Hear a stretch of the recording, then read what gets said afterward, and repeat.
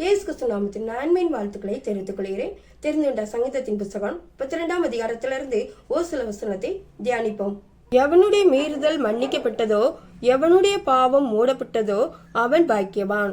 எவனுடைய அக்கிரமத்தை கர்த்தர் எண்ணாதிருக்கிறாரோ, எவனுடைய ஆவியில் கபடம் இல்லாதிருக்கிறதோ அவன் பாக்கியவான். கிறிஸ்துவுக்குள்ளே ஒரு சில தவறுகளை நினைத்து கவலைப்பட்டுக் கொண்டிருக்கீங்களா?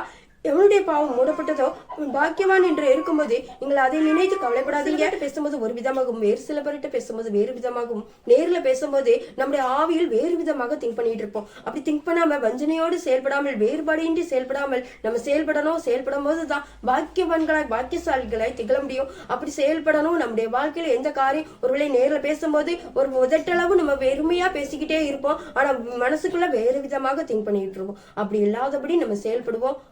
நீர் எனக்கு மறைவிடமாய் இருக்கிறீர், என்னை நீர் இக்கட்டுக்கு விலக்கி காத்து இரட்சணிய பாடல்கள் என்னை சூழ்ந்து கொள்ளும்படி செய்வீர். இக்கட்டான நேரத்தில் கூட நம்மளை விடுவிக்கிற தேவனாய் நம்மளுக்கு செயல்படுகிறார். அடுத்து பார்க்கிறோம்.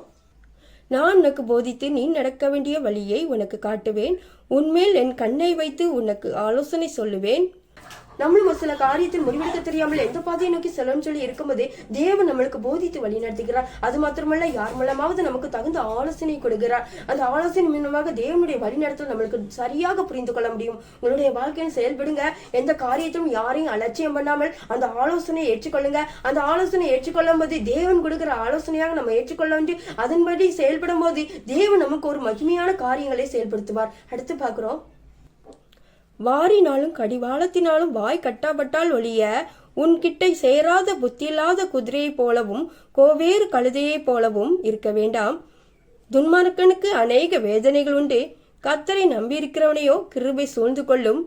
நீதிமான்களை கர்த்தருக்குள் மகிழ்ந்து கலிகூறுங்கள், செம்மையான இருதயமுள்ளவர்களே நீங்கள் எல்லாரும் ஆனந்தம் முழக்கமிடுங்கள்.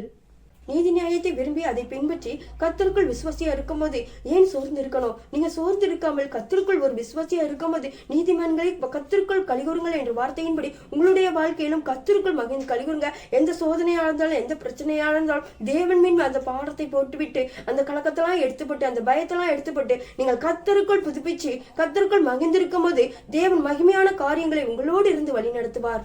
உங்களுடைய வாழ்க்கையிலும் தேவனை உறுதியை பிடித்திருங்க. அவரை மாத்திரம் நீங்க நம்பி இருக்கும் போது அவருடைய கிருபை உங்களை சூழ்ந்து கொள்ளும். சோஸ்திரேசப்பா, துதிகளின் மத்தியில் வாசிக்கிறவரே துதிக்கிற சோஸ்திரேசப்பா, இம்மட்டு நடத்தினவர் இனியும் நடத்த வல்லவர். ஒவ்வொருத்தரும் உங்க கரத்துல கொடுக்கிற ஏசப்பா மாத்திரம் நம்பத்தக்க, நீங்க மகிமைப்படத்தக்க கிரீச்சி வீராக ஜெபிக்கிற எஸ்வின் மூலம் ஜெபிக்கிறோம் நல்ல பிதாவே, ஆமேன்.